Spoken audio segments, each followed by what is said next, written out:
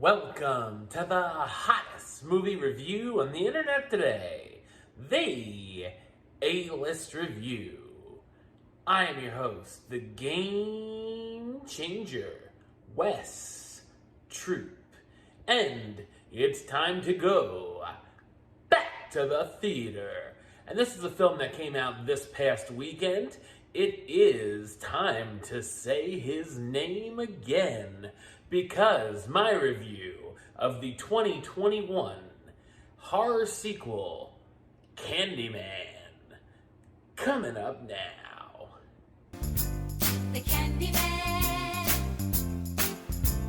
The Candyman can. Anthony McCoy, a visual artist, and his girlfriend, Brianna Cartwright, an art gallery director, live in a gentrified neighborhood which in the past had been the Cabrini Green complex. Anthony has been struggling to come up with an exhibit to showcase at the gallery, and one night gets inspired by hearing the legend of Helen Lyle and a ghost story from Brianna's brother. Anthony seeks out more about the tale, learning from laundromat owner William Burke about the Candyman and the legend of saying his name 5 times in the mirror will summon the being and they will kill the summoner. After Anthony creates an exhibit all about Candyman, bodies begin piling up and Anthony himself begins to develop an infection in his hand after being stung by a bee. So what did I think of Candyman? I thought it's a well-made and a commendable supernatural horror sequel. It's considered to be a spiritual and direct sequel to the original Candyman, ignoring the other 2 entries. It's directed by Nia DaCosta, who previously directed the film Little Woods. DaCosta co-wrote the script along with Jordan Peele and Wynn Rosenfeld. It's definitely full of solid camera work with some fantastic visuals right off the bat, with some great upside-down shots of the city. So there's also some cool flashback sequences as well as the use of silhouette puppets while the urban legends are being told, which looks spectacular. Speaking of the lore, I actually haven't seen any of the previous films, so it was nice that they gave you some insight. While I could follow it fine, I'd probably suggest checking out the original film first to get more out of it.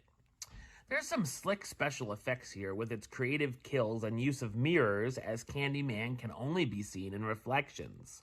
While I wouldn't say the film is all that scary, it definitely has a big creepiness factor to it.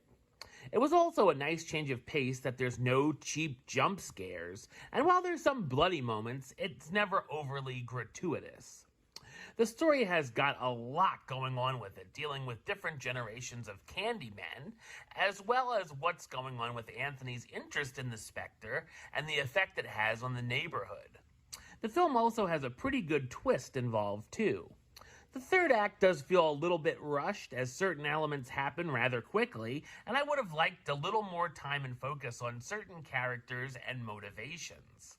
It's a timely story, as it definitely has some messages and social commentary on racism, but I don't think it gets overly preachy or beats you over the head with it too much.